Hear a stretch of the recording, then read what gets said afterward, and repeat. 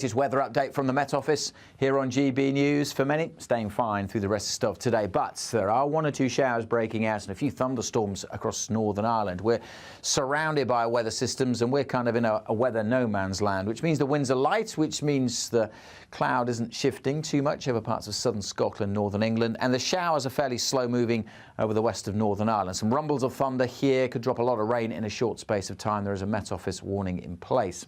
For many, it'll be a dry evening and night, though, and then later in the night we'll see some wet weather returning to parts of central and eastern England. Staying generally pretty mild, double digits, but a bit colder across parts of Scotland, inland here with some clearer spells well down into single figures. Won't stay clear, though. On the east coast, we're going to see the Ha returning, I suspect, particularly to the coast of Aberdeenshire and up across the Northern Isles. So another murky day on Tuesday, but inland, plenty of sunshine, at least to start the day, and that'll soon lift the temperatures. Quite cloudy for Northern Ireland, and here again during the course of tomorrow, the likelihood of some heavy thundery showers breaking out. Bit of a dull damp start over the North Midlands, parts of northeast England, some showery rain here, again one or two heavier bursts possible. That will tend to drift its way up towards the Manchester area and towards North Wales also. And then later in the day we'll look at more outbreaks of showery rain coming into East Anglia and the southeast.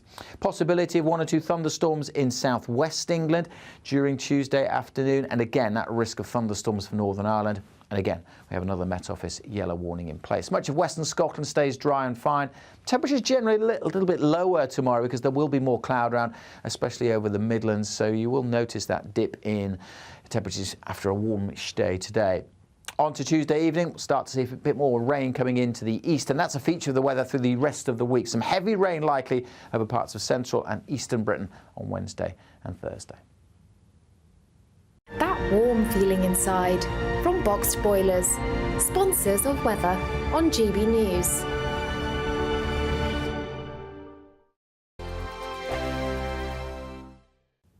Afternoon, welcome to your latest weather update from the Met Office here on GB News. For many, staying fine through the rest of today, but there are one or two showers breaking out and a few thunderstorms across Northern Ireland. We're surrounded by weather systems and we're kind of in a weather no man's land, which means the winds are light, which means the cloud isn't shifting too much over parts of southern Scotland, northern England, and the showers are fairly slow moving over the west of Northern Ireland. Some rumbles of thunder here, could drop a lot of rain in a short space of time. There is a Met Office warning in place. For many, it'll be a dry evening and night, though, and then later in the night we'll see some wet weather returning to parts of central and eastern England. Staying generally pretty mild, double digits, but a bit colder across parts of Scotland, inland here with some clearer spells well down into single figures. Won't stay clear, though. On the east coast, we're going to see the Ha returning, I suspect, particularly to the coast of Aberdeenshire and up across the Northern Isles. So another murky day on Tuesday, but inland, plenty of sunshine, at least to start the day, and that'll soon lift the temperatures. Quite cloudy for Northern Ireland, and here again during the course of tomorrow, the likelihood of some heavy thundery showers breaking out. Bit of a dull damp start over the North Midlands, parts of northeast England, some showery rain here, again one or two heavier bursts possible. That will tend to drift its way up towards the Manchester area and towards North Wales also. And then later in the day we'll look at more outbreaks of showery rain coming into East Anglia and the southeast. Possibility of one or two thunderstorms in southwest England during Tuesday afternoon, and again that risk of thunderstorms for Northern Ireland. And again, we have another Met Office yellow warning in place. Much of western Scotland stays dry and fine. Temperatures generally a little bit lower tomorrow because there will be more cloud around, especially over the Midlands. So you will notice that dip in temperatures after a warmish day today.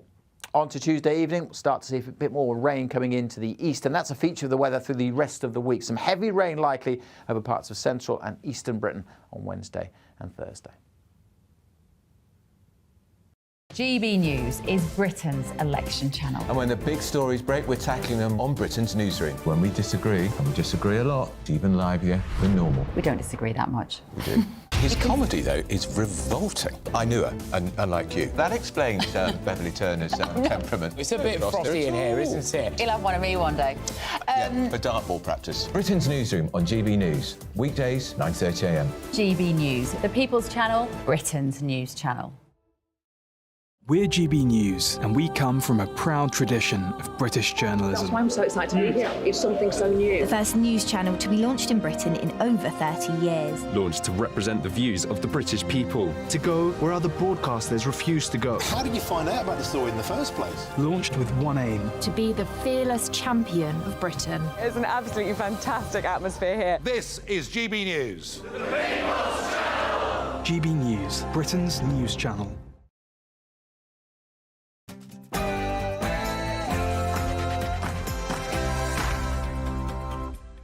Hello there, it's 6 o'clock and I'm Michelle Dewberry. Coming up tonight, the biggest treatment disaster in the history of the NHS. Well, I can tell you now, speaking of course of the infected blood scandal, our Prime Minister has just apologised, calling it a day of shame for Britain. We will be looking at that. And from one scandal to another, tomorrow the House of Lords debates the so-called biggest stain on our justice system. IPP sentences now banned, but still applying to thousands of people. Is it time to change that? And do you remember the GB News People Forum? Your chance to ask our Prime Minister questions. Well, get this, it's been found to be in breach of Ofcom rules. What on earth is going on? Also, there's a lot I want to squeeze in, but I also want to ask, do you think feminism has failed us females?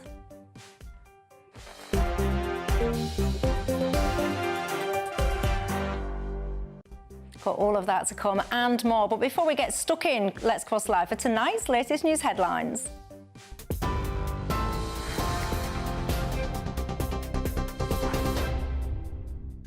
Hi there, it's 6:01. I'm Aaron Armstrong in the GB Newsroom. The Prime Minister has offered an unequivocal apology to victims of the infected blood scandal, describing it as a day of shame for the British state. The inquiry found a subtle, pervasive and chilling cover-up from those in positions of trust and power, including the deliberate destruction of documents by government officials. The final report concluded patients were knowingly exposed to unacceptable risks, and the scandal could have largely been avoided. More than 30,000 people were infected with HIV and hepatitis C over more than 20 years because of contaminated blood products and transfusions. This is a day of shame for the British state. Today's report shows a decades-long moral failure at the heart of our national life. From the National Health Service to the civil service, to ministers in successive governments, at every level, the people and institutions in which we place our trust failed in the most harrowing and devastating way. They failed the victims and their families, and they failed this country. Well, victims say they've been waiting decades for their voices to be heard. Sometimes we felt like we were shouting into the wind during these 40 years. When we told people, they didn't believe us. They said this wouldn't happen in the UK. But today proves that it can happen in the UK, and it did happen in the UK. And I just feel validated and vindicated. I think everybody today has read of the disasters that unfolded, and Sir Brian has been very thorough and has not minced his words. This was systemic. This was by government, by civil servants and by healthcare professionals. I think that really rocks what we think of as society and really challenges the trust that we put in people to look after us, to do their best and protect us. None of that can we take for granted anymore. The parents of a baby girl say they will never forgive the callousness of a nursery worker who's been convicted of manslaughter. 37-year-old Kate Ruffley placed 9-month-old Genevieve Meehan face down on a beanbag for an hour and a half while working at Tiny Toes Nursery in Cheadlehume in May 2022. Colleagues and paramedics tried to revive the baby, but she was declared dead later that day. Ruffley's been remanded in custody and is due to be sentenced later this week. Julian Assange has won a legal bid to bring an appeal against his extradition to the United States. The High Court has ruled that US assurances over his case were unsatisfactory and he would get a full appeal hearing. The WikiLeaks founder faces prosecution in the United States over an alleged conspiracy to obtain and disclose national defence information after the publication of hundreds of thousands of leaked documents relating to the wars in Afghanistan and Iraq. Mr Assange's wife is calling on the US to drop what she says is a shameful case. I think the decision today should send a signal to the Biden administration to look very carefully at this case, which Over 40 US law professors have written to the administration and said that this case is an existential threat to the First Amendment, and that should be taken very seriously. And what is the point in pursuing this at this stage? It is just harm to everyone. Iran has confirmed the country's president, Ibrahim Raisi, and his foreign minister were killed in a helicopter crash yesterday. Footage obtained by Iranian media shows the crash site on a mountainside. Difficult weather conditions hampered efforts by search teams. The wreckage was eventually located in the East Azerbaijan province. Iran's supreme leader has declared 5 days of national mourning. An election for a new president is due to take place in the next 50 days. And a new coin marking 80 years since the D-Day landings has been unveiled by the Royal Mint. To mark the release, 2 sand artists have recreated the design on Gold Beach. That's where troops landed in 1944. It's 35 metres in diameter and took 5.5 hours to create. The design of the tail side, the reverse side of the 50p coin, has been revealed ahead of the anniversary on the 6th of June. For the latest on all of our stories, you can sign up to GB News Alerts. The QR code's on your screen. The details are also on our website. Now it's back over to Michelle.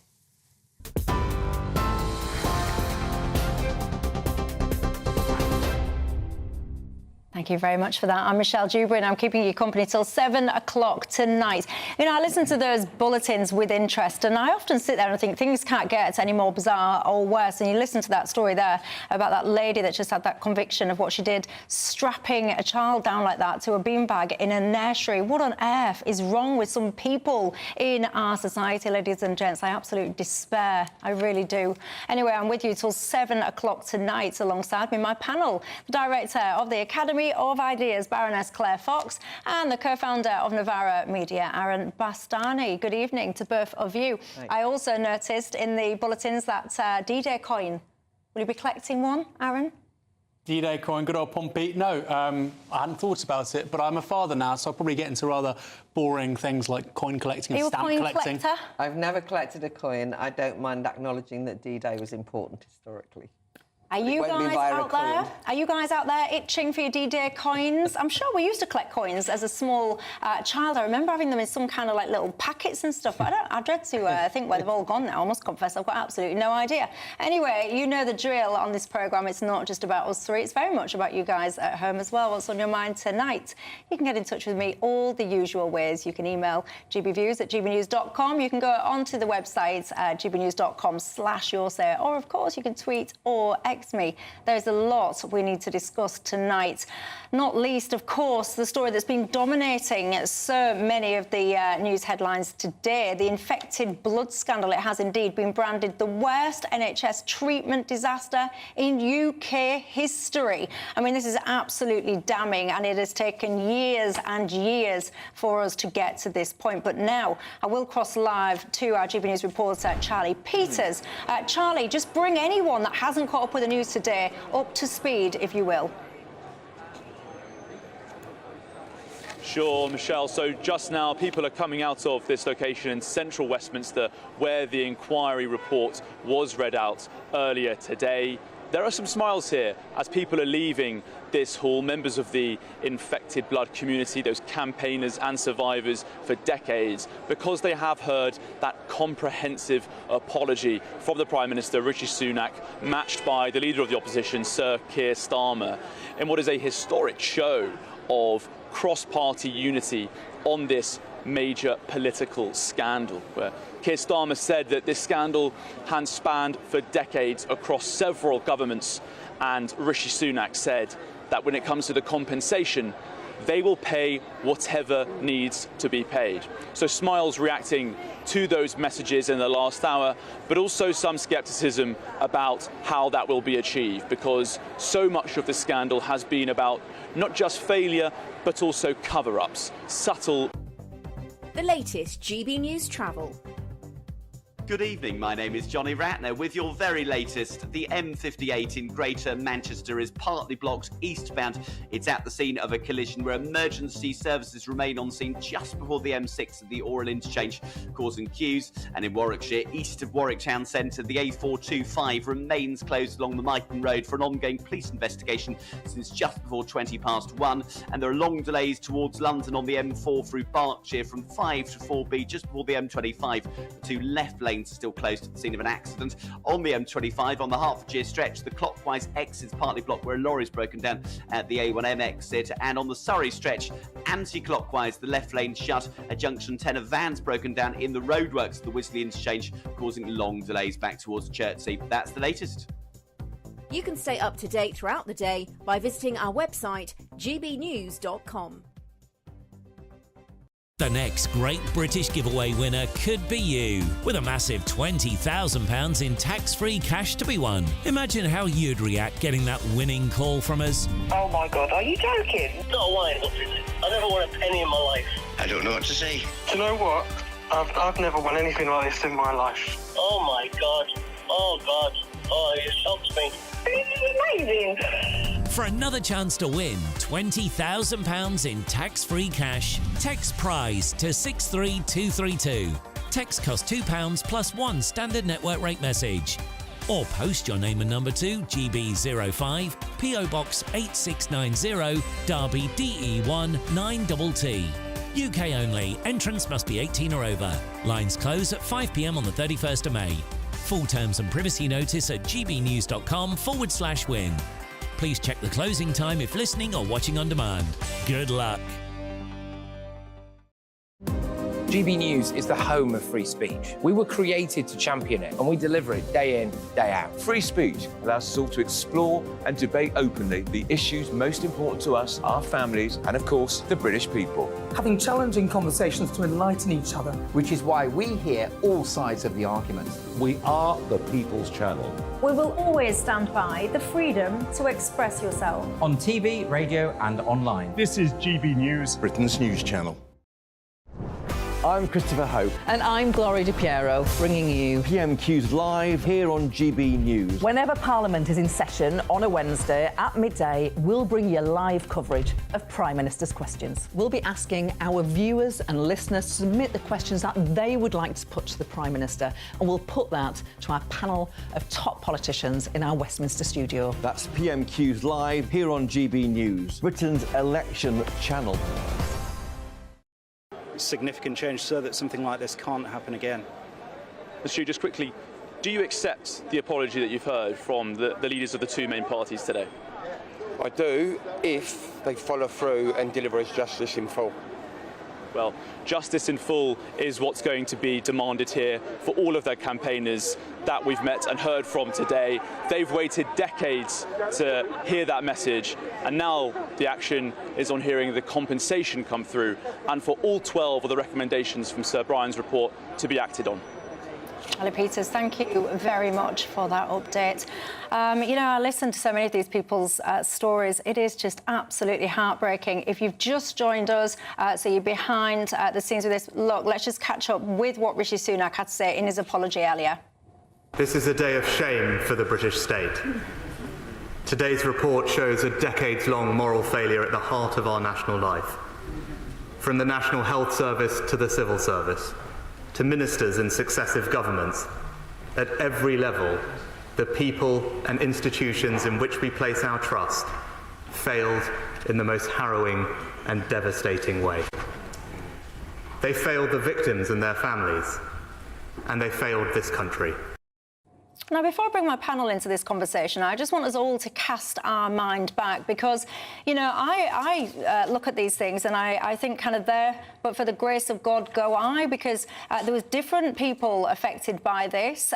It was people often going in, I don't know, that had a problem in childbirth and they needed some kind of transfusion. It could have affected any of us that put our trust and our faith into the NHS. And I just want to, one of the things that really stopped me is, let me just remind you of this advert that I think many of you will be familiar with. Watch.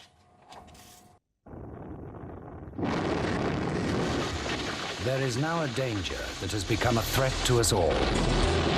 It It is a deadly disease and there is no known cure. The virus can be passed during sexual intercourse with an infected person. Anyone can get it, man or woman. So far, it's been confined to small groups, but it's spreading. So protect yourself. And read this leaflet when it arrives. If you ignore AIDS, it could be the death of you. So don't die of ignorance. I mean, that absolutely chills so many people. And I just want to show you another tweet that I saw today, because I'm trying to paint the scene for people about what some of the attitudes was out there among this town. Now, this is a chap called Jason. His dad was infected with HIV in the infected blood scandal. He says that his mum was then sacked from her job. And this is what the owner told the local paper. I'll read it for you if you're listening on the radio. It says the owner of the bakery and cake shop defended his decision, saying that there was always the chance that Mrs. Evans could become infected with AIDS in the future. I know at the moment the disease is dormant in her husband, but he could contract it at any time and pass it on to her. He said his staff were understandably worried about the situation and the possibility that the disease could be spread by blood if Mrs. Evans accidentally cut herself while washing up. He says basically he has food around and therefore he feels it's the wrong sort of place for Mrs. Evans to work. It could have been a real hazard. So you had situations here. Now, you've got to remember, these people did absolutely nothing wrong. There was a little boy called Colin Smith. He was infected. He got a transfusion aged 10 months old. He died of AIDS aged 7 years old. His family have described having been described as the AIDS family. You know, you've got other families, homes where they've had children infected like this, having AIDS scum daubed on their walls. I mean, all of these years have passed. Often, Claire, these people have not been believed. They've been vilified. This is a huge day for them today. Absolutely. I mean, we have to remember that the moral panic around HIV and AIDS and the demonisation of anyone with AIDS was wrong anyway, right? So anyone who got AIDS did nothing wrong either. They just got a horrible new virus, a horrible new illness. Indeed. And thankfully now we have medical interventions that can save people's lives. But you're absolutely right. I mean, the thing that's really shocking about this story is, of course, that people were not believed. Then when they were believed, there was kind of a gaslighting of them, right? That they were treated like dirt in the public because of a moral panic, like if you had HIV, as you've described. But also, when people were saying there's something wrong with the institutions, then they were treated with contempt. And I think that I have to say that I don't feel as though things have moved on entirely. I mean, we've got a number of big scandals at the moment, maybe not quite as dramatic as this. The maternity, what's been happening in maternity care in this country, many of the women that have been involved in that will tell you that you can't get anyone to believe you or to listen to you, that people who will treat you as though you're making it up and that things will be covered up. We've just had lockdown and COVID. Talk about a climate of fear around things. So I think that there is a danger that we don't just think, oh, this was something from the past. There are new forms of it, but at least today, that narrative has been put right, has been set right. But there's a lot of narratives that we have to rewrite, I'm afraid. Indeed. Not just this one. Aaron Bastani, your thoughts? I think what makes this different to the things that Claire just said a moment ago was that the science on this had been established decades earlier, and the World Health Organization had established that you shouldn't really pool the blood of more than 20 people because of the risks involved of having large numbers of people. If there's a single sample which has HIV/AIDS or a particular condition, that would sully the whole batch. So this was established in the early 1950s, and yet the NHS didn't think that advice was worth listening to or recognising in the early 1970s. And you would have thought, given that advice, which had been discarded, that when people started to say, well, something's going wrong here, that the state would have been alive to it. It's not like something was happening which the science hadn't foreseen. The risks were fully understood decades before this scandal even happened. And that's what I find really, really remarkable. So it's not just a failure of the science or an over-credibility or a credulity with the science, like you might say with COVID. The science was well established. And I really am at a loss as to why that was just ignored for decades. But isn't that, I mean, first of all, we've got a problem of potentially it's difficult to be a whistleblower. And we have to admit that the NHS as a sort of sacred cow that you can't challenge is part of that. And I'm not having a go at the NHS per se, but that it meant that there's kind of like a closed shop, a closing of ranks. I mean, I don't know how it or why it originally happened. You raise a very important point. But I think there are medical scandals. I mean, I know that this is slightly contentious politically, but I think that, for example, the young people and you know, being put on puberty blockers and sex hormones and so on is a great medical scandal in the making. And when you read the cast review, one of the things that she says, and it doesn't matter what you think about the issue politically, is that people are frightened to speak up because they're worried that they will be going against, you know, they're going to lose their jobs. And I think that atmosphere still exists. That's all I'm saying, is where you know something's gone wrong, instead of it being openly discussed, there's a cover-up, and anyone who wants to speak out will pay the price for it.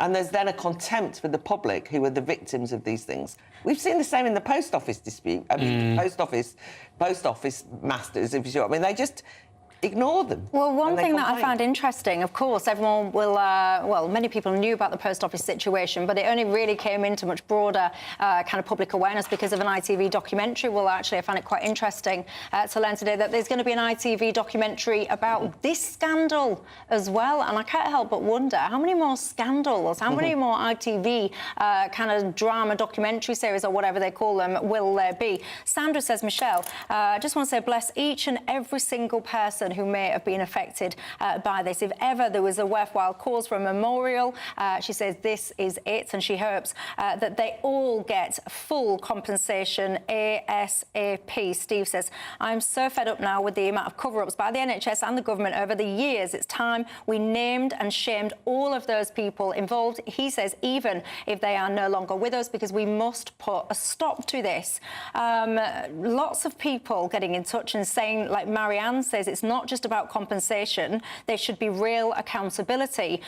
She says anyone who has covered this up or played a part in this should be prosecuted. I found that interesting, Marianne, because Andy Burnham, of course, he is a former health secretary. One of the things that he's been saying is he would like to see people potentially prosecuted as well. I'll be talking to him after the break, and I also will be moving on to look at these IPP sentences. I am a stickler for when it comes to law and order and deterrence and punishment, as you'll know. But even I think actually just chucking people in prison and no idea at all as to when or if they will ever be let out, perhaps is a stretch too far. What do you make to it? I'll see you in 2.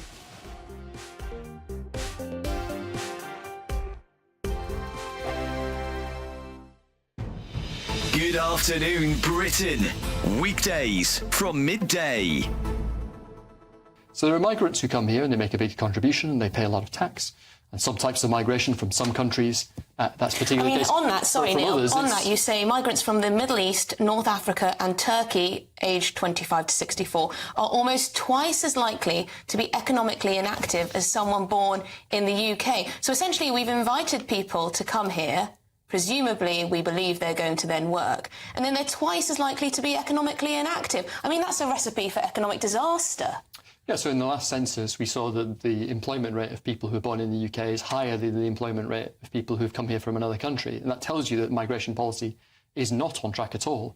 And as I say... Hang on, doesn't that just account for those dependents that are brought with them? So people from the Middle East and North Africa are much more likely to have, for example, a wife who stays at home and a husband who goes out to work.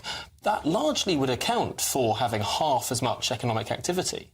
No, so I should have said, what I meant is even among those who are of working age, excluding the dependents and the children and so on, the employment rate is lower.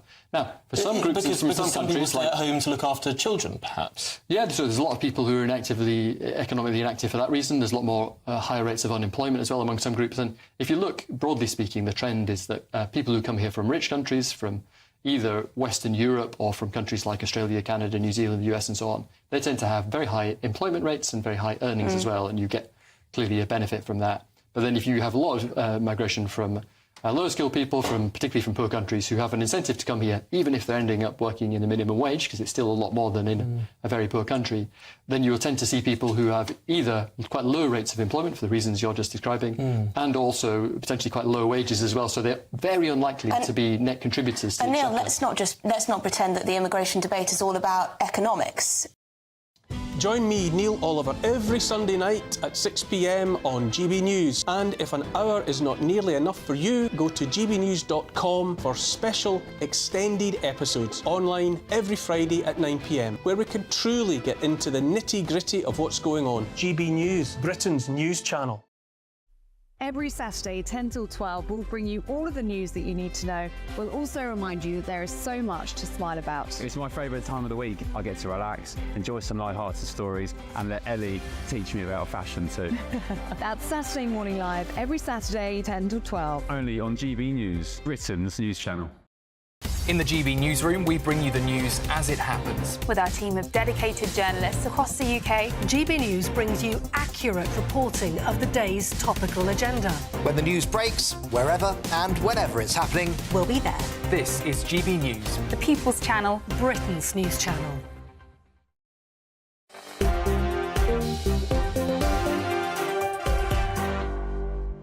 Hello there, I'm Michelle Dewberry with you till 7 o'clock tonight. Director of the Academy of Ideas, Baroness Claire Fox, and the co-founder of Novara Media, Aaron Bastani, remain alongside me. Lots of feedback and comments coming in about that infected blood scandal. I'm going to be connecting to Andy Burnham imminently, but before I do that, I want to just have a conversation with you about a major vote that's set to take place in the House of Lords tomorrow, actually, or at least the debate starts then. And this is all about this concept of an IPP.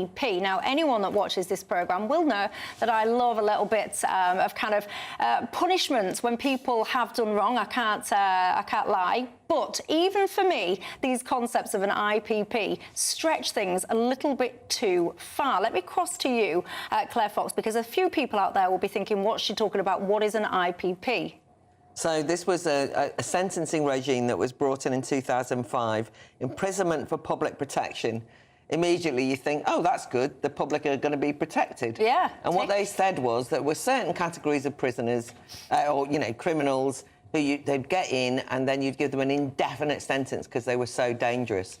The problem was that they broadened out what they considered dangerous to such an extent that there was all sorts of people who would nicked a bike, had a fight in the park over a cigarette.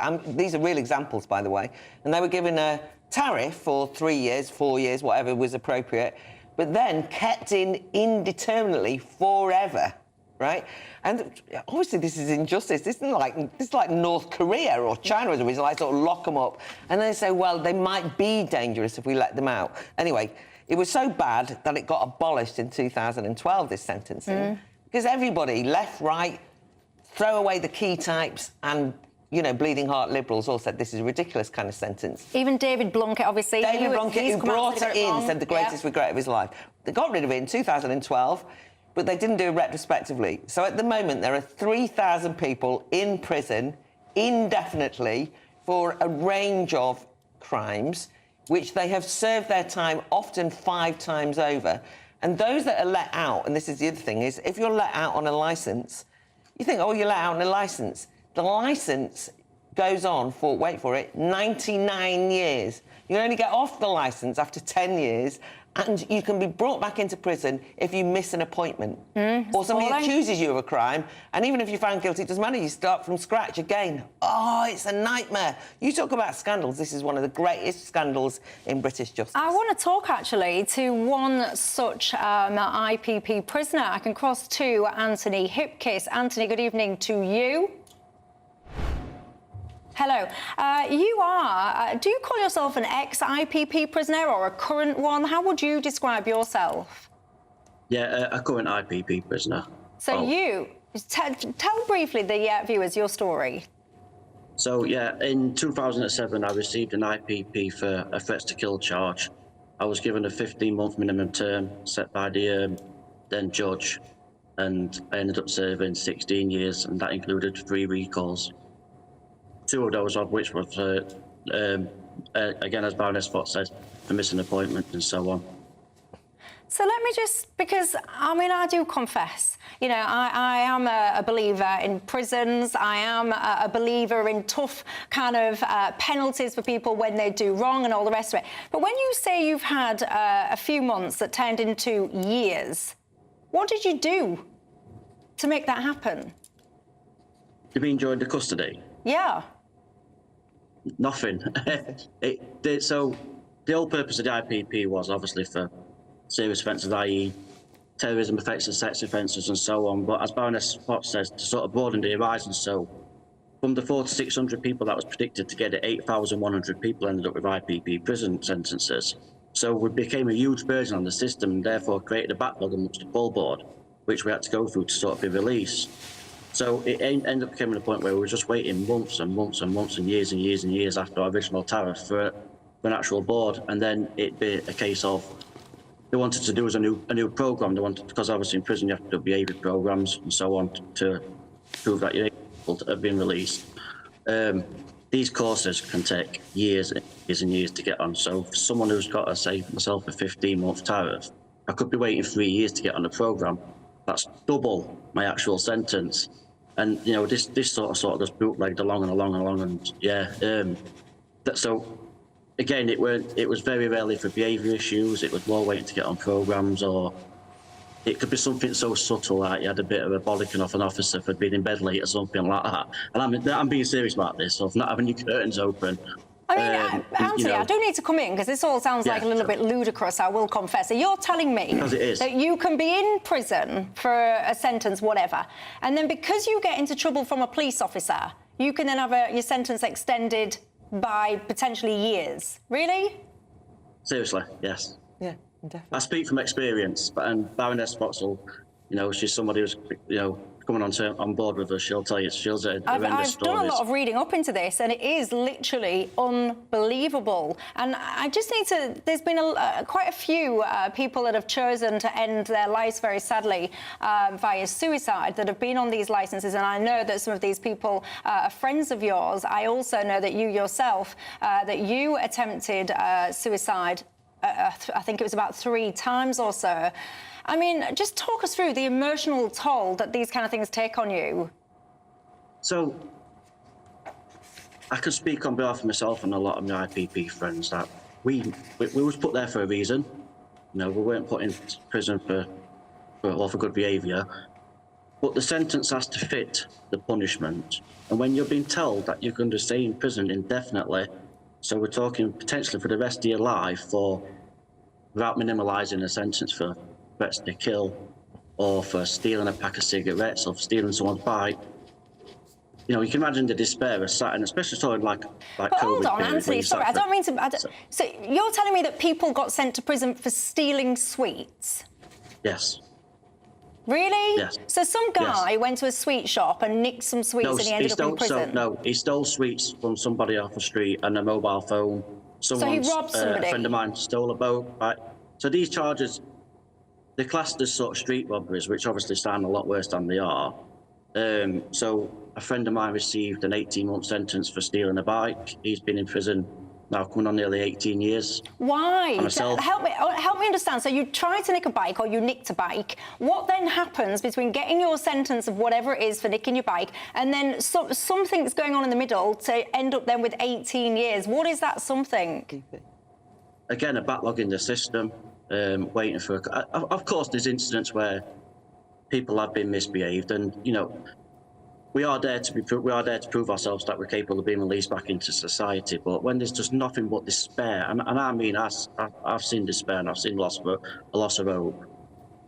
Some people just feel like there's no point continuing. You know, there's no point continuing with their life. There's no point continuing progressing anymore. So what? And because when they are showing signs of good behaviour, but they're getting rejected after a poll board, it's going to do some Mickey Mouse course, and I will call them that. Go and do some Mickey Mouse 6-month course, what they've been waiting 3 years to get on, then people just sort of lose hope and despair. And that happened to myself. That happened to 86 now of my friends that have lost a life. You know, this thing's not a death sentence. You know, no matter what you've done, you know, we don't believe in death penalty. And I know you've got views on that. I do watch your show.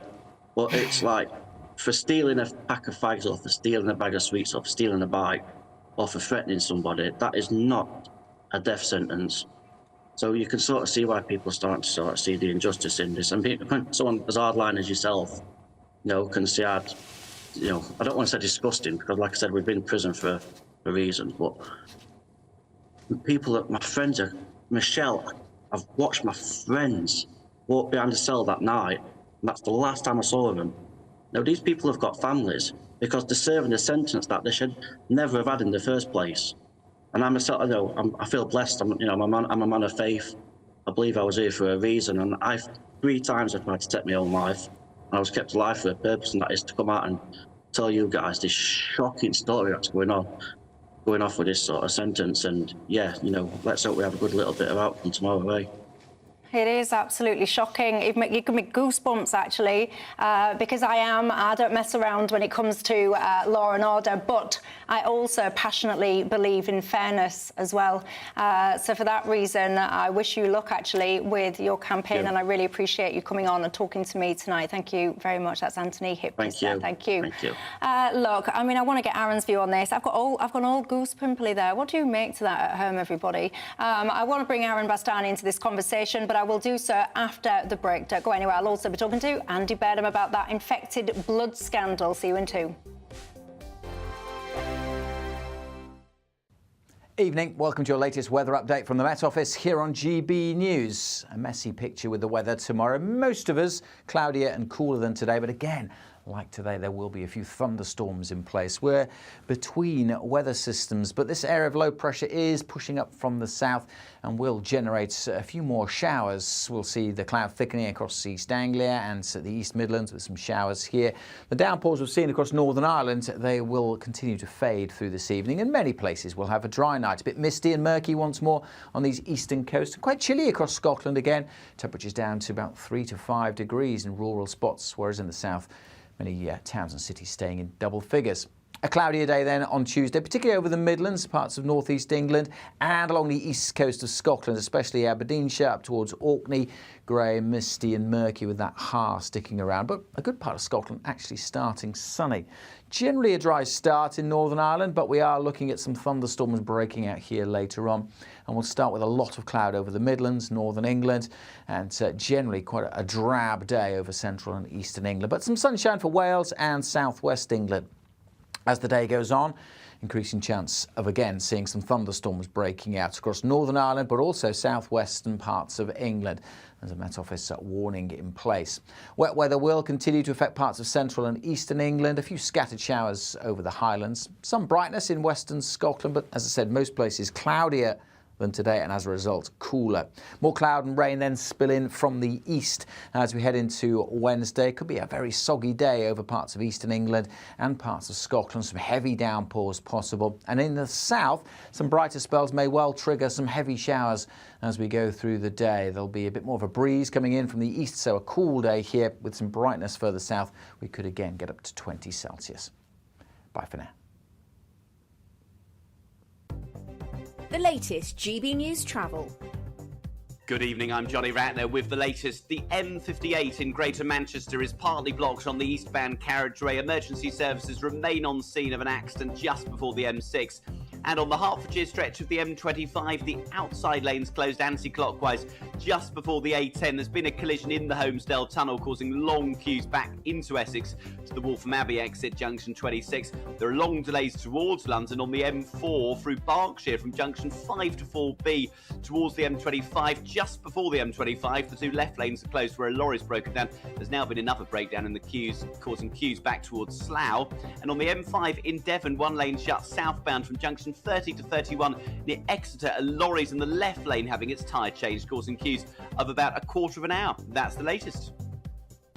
You can stay up to date throughout the day by visiting our website, gbnews.com.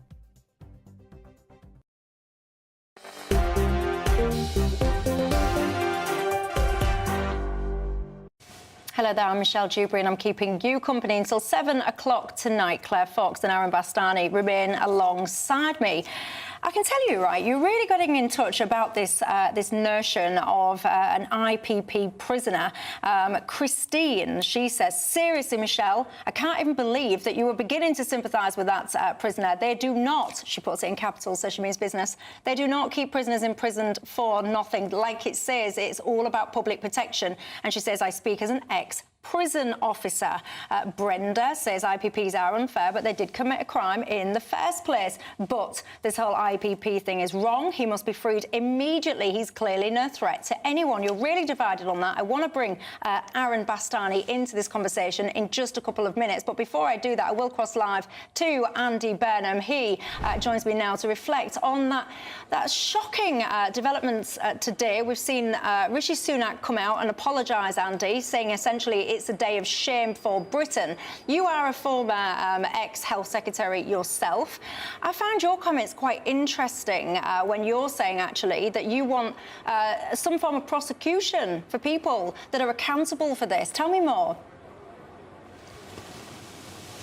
Well, I agree with what the Prime Minister has said. I believe today's report should rock Whitehall to its foundations, because Whitehall dug in behind a lie for decades, and that had very serious consequences for people's health and people's lives. So there has to be accountability. We see in these situations, don't we, how there's a big injustice uncovered, like Hillsborough or Grenfell or the post office, and yet there isn't that individual accountability. But that has to follow, and in my view, prosecution should be considered in this case, including corporate accountability. I believe there may well be a case for corporate manslaughter against Whitehall departments as well. Yeah, we're not the only people to be looking at this, because in France they've tried to progress this route and have progressed it, actually, also in Japan as well. But do you think we'd ever get that through in this day and age with our setup the way it is? Do you think you'd ever see the day when someone actually was criminally prosecuted for this, Andy? Well, it's a good question, and we haven't really seen that, have we, in this country? There often isn't that accountability. But Sir Brian was really clear, wasn't he, that there should now be that statutory duty of candour on senior civil servants to tell the truth at the first time of asking. And I just don't believe that you can get a report of this enormity and there not be some follow-on now in terms of individual and corporate accountability. So we will wait and see. But, to have the Prime Minister using a phrase like, a day of shame for the British state, well, that's pretty strong, isn't it? And if that's what it is, well, I would say those responsible for bringing this country to this day of shame should absolutely be held to account. Right, but let's not beat about the bush, though, Andy, as well, because you, at one point, you were also the health minister. I've got people emailing me saying, can you ask Andy, why didn't he sort it out then?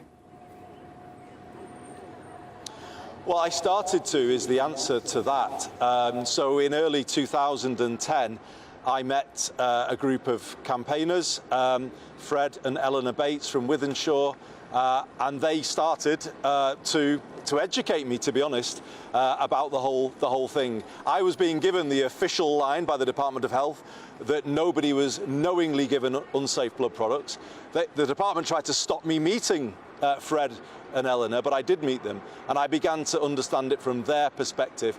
And sadly, I ran out of time because of the general election in 2010, but I carried on looking at it, and I eventually got the evidence together to allow me to go to Parliament in 2017 and call this a criminal cover-up on an industrial scale. I was the first person to say that at the time, but I said it, and I'm really kind of encouraged today that Sir Brian has effectively endorsed that. That is exactly what this situation is. But it was the strength of the cover-up that Whitehall put in place, which meant basically that this has taken so long to get to this day.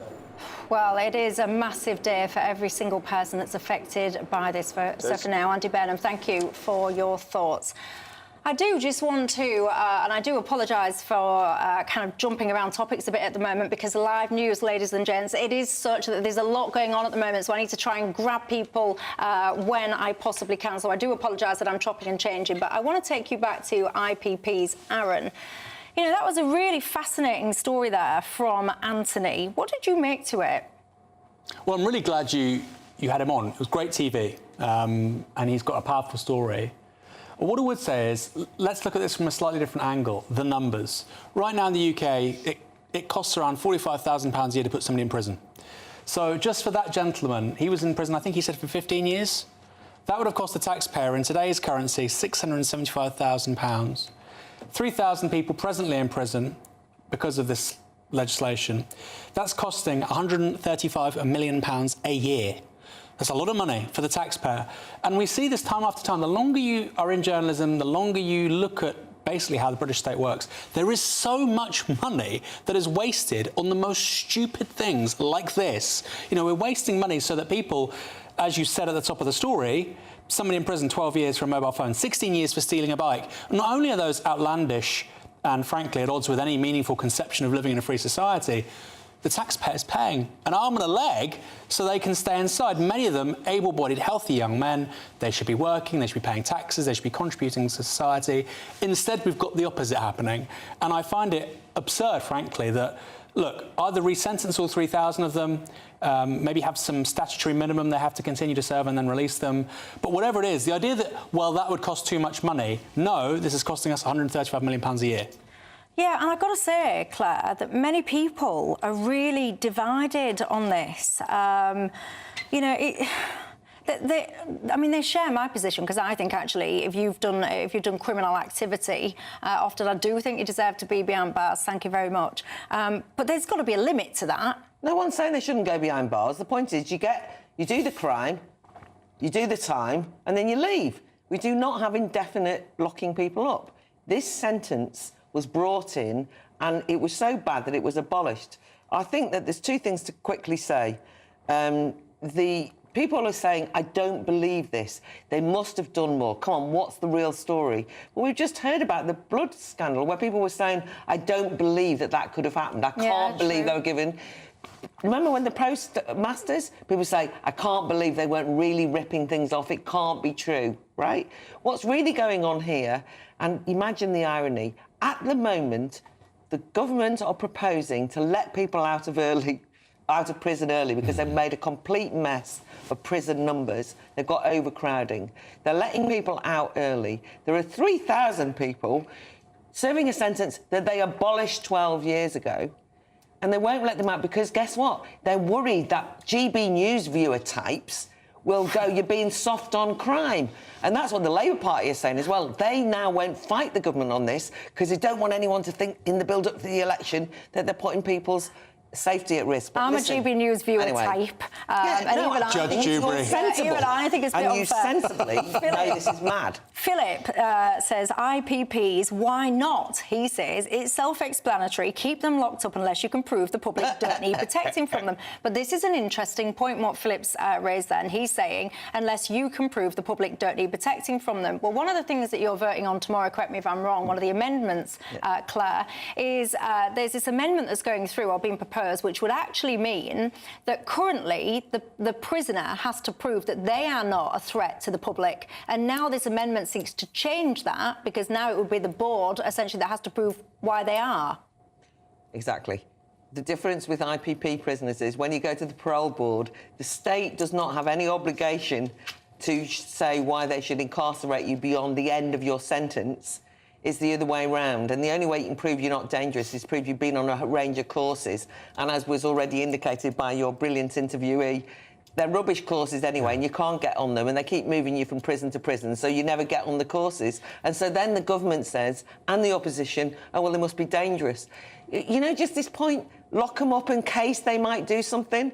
Why don't we just lock everyone up in case they might be a threat? You know, maybe zero crime. I mean, Aaron, look at him. He's the type. Looks a bit dodgy. You, Michelle, I'd have you be banged it's the up. glasses. We've got it in common. We obviously look a bit It's called a free society. We don't lock people up unless they've committed crime. Then be as hard as you want on them. Michael says, how on earth am I only just hearing about IPP for the first time? He says, this is an absolute scandal. Tessa says, I completely believe in strong punishment. She says, however, IPP does sound completely disproportionate to her. Kay says, this is very simple. Don't do crimes and you won't do the time. She says, I could not care less how long criminals stay locked away for. Yeah, but I bet you would, Kay, if that was your son. If your your son has done something wrong and then rightly he was punished with a prison sentence, would you think, therefore, that your son has to forever, potentially, have this hanging over his head? Or do you think he should be able to, yes, he's done the crime and now he's paid his time, should he be able to move on with his life? And I guess that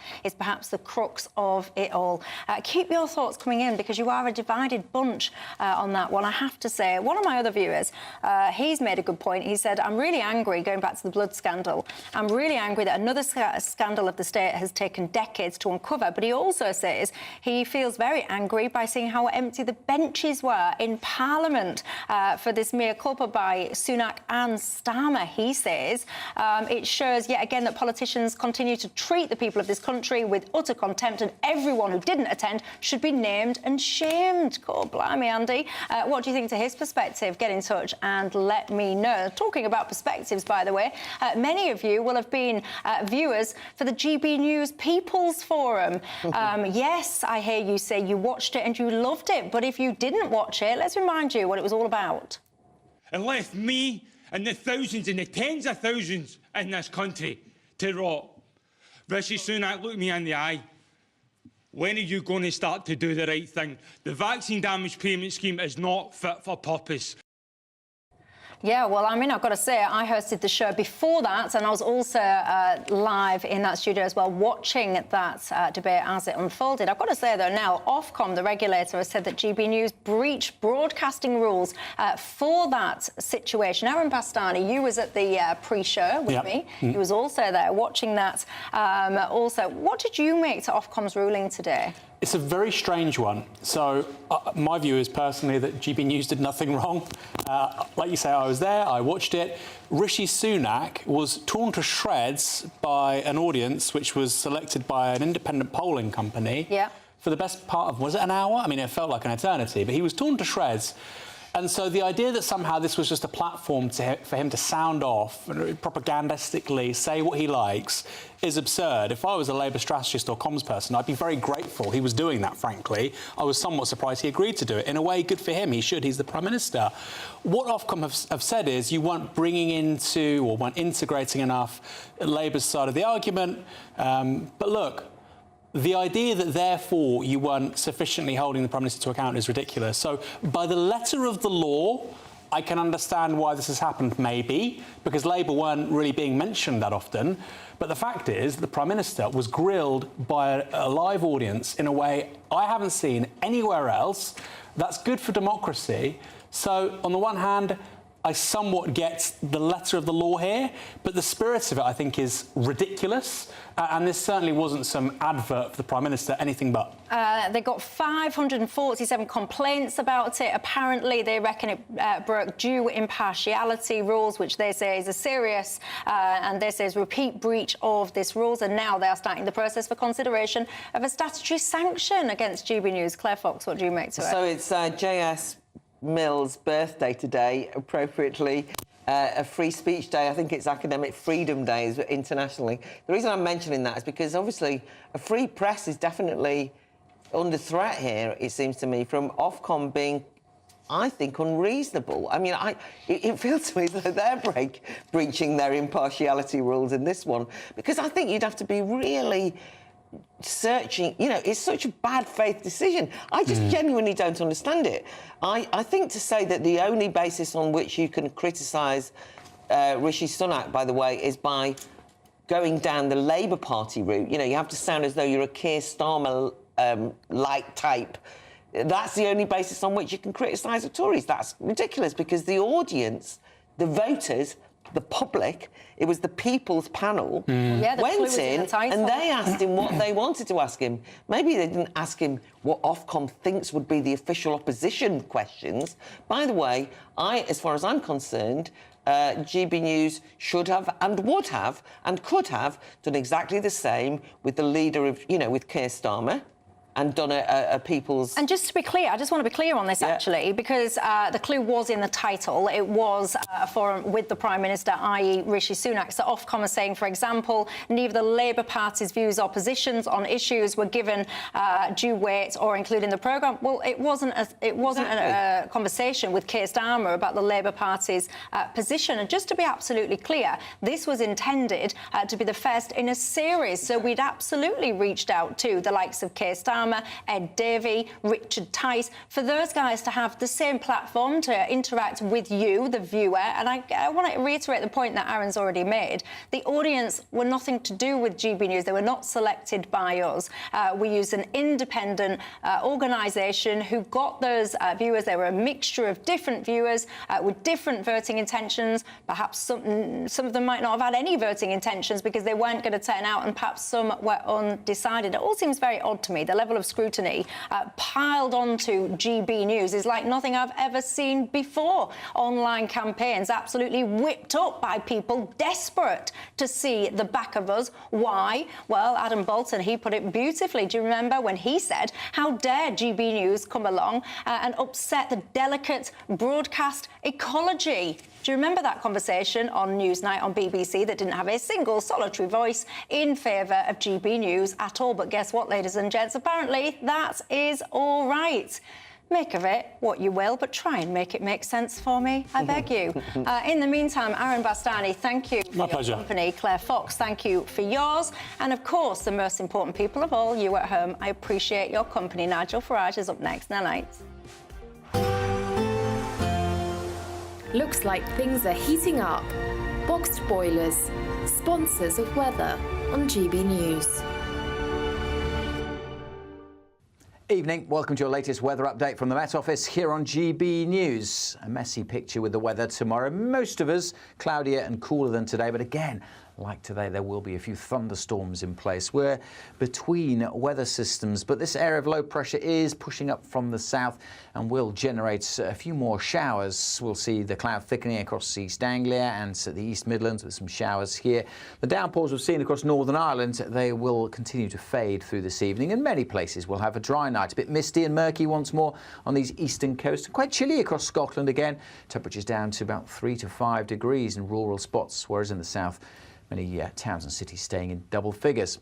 A cloudier day then on Tuesday, particularly over the Midlands, parts of northeast England and along the east coast of Scotland, especially Aberdeenshire up towards Orkney. Grey, misty and murky with that har sticking around, but a good part of Scotland actually starting sunny. Generally a dry start in Northern Ireland, but we are looking at some thunderstorms breaking out here later on. And we'll start with a lot of cloud over the Midlands, Northern England, and generally quite a drab day over central and eastern England. But some sunshine for Wales and southwest England. As the day goes on, increasing chance of again seeing some thunderstorms breaking out across Northern Ireland, but also southwestern parts of England. There's a Met Office warning in place. Wet weather will continue to affect parts of central and eastern England. A few scattered showers over the Highlands. Some brightness in western Scotland, but as I said, most places cloudier than today, and as a result, cooler. More cloud and rain then spill in from the east as we head into Wednesday. Could be a very soggy day over parts of eastern England and parts of Scotland. Some heavy downpours possible. And in the south, some brighter spells may well trigger some heavy showers as we go through the day. There'll be a bit more of a breeze coming in from the east, so a cool day here with some brightness further south. We could again get up to 20 Celsius. Bye for now. A brighter outlook with Box Solar, sponsors of weather on GB News.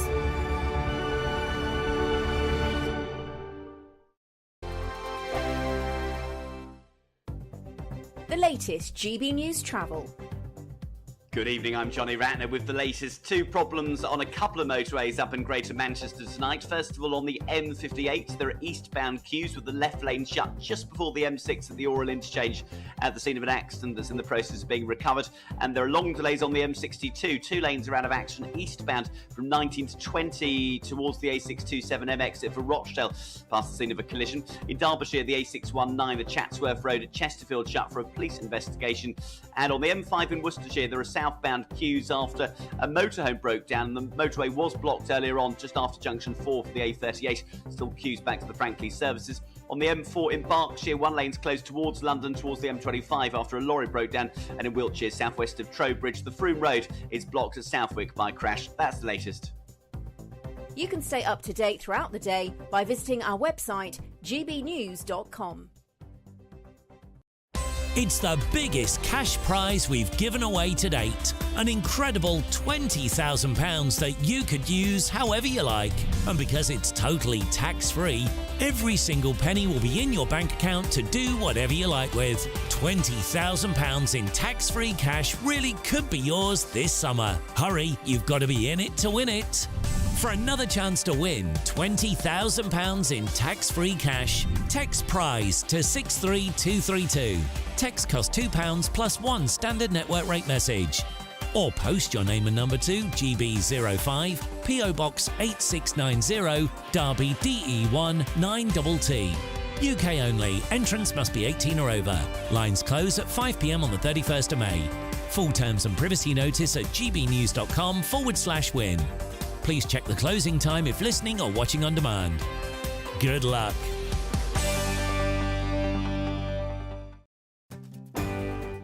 I'm Mark Dolan, and this is GB News, the People's Channel, Britain's news channel. Good afternoon, Britain. Good afternoon, Britain. Weekdays from midday, we bring you the most compelling stories from across the United Kingdom. And why it matters to you. From your doorstep to our inbox. That's right, we want to hear from you. Good afternoon, Britain. Only on GB News, the People's Channel, Britain's news channel. I'm Patrick Christie's. Every weeknight from 9, I bring you 2 hours of unmissable, explosive debate and headline-grabbing interviews. What impact has that had? We got death threats and the bomb threat and so on. Our job is to do what's in the best interest of our country. You made my argument for me. My guests and I tackle the issues that really matter, with a sharp take on every story. I'm hearing it up and down the country. That was a beginning, not an end. Patrick Christie's tonight from 9 p.m. only on GB News, Britain's news channel.